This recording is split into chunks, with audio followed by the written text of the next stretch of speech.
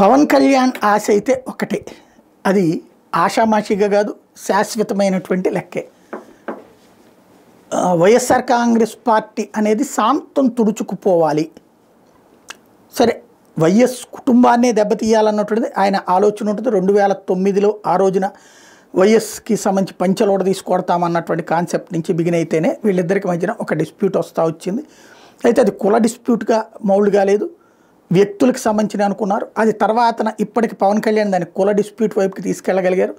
ఫైనల్గా వచ్చేటప్పటికి ఇప్పుడు జరుగుతున్నటువంటి ప్రక్రియ మాత్రం కొన్ని అడుగులు మారుతున్నాయి. ఇందులో ప్రధానమైనటువంటి అంశం జగన్ని ఇంకొక 10 సంవత్సరాల పాటు ముఖ్యమంత్రి కానీయకుండా చూడటం అన్నటువంటిది.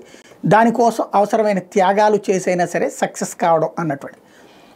అదే సందర్భంలో ఆ స్పేస్ని తను ఆక్యుపై చేసి భవిష్యత్తులో ముఖ్యమంత్రి కావాలన్నటువంటి. ఇక్కడ కావాల్సిన పాయింట్ అల్లా వైఎస్ఆర్ కాంగ్రెస్ పార్టీ అభిమాని కార్యకర్త భవిష్యత్తులో జగన్ వదిలేసి పవన్ కళ్యాణ్ని ఆశ్రయిస్తారా, పవన్ వైపుకి వస్తారా, ఇది తేలాల్సిన అంశం.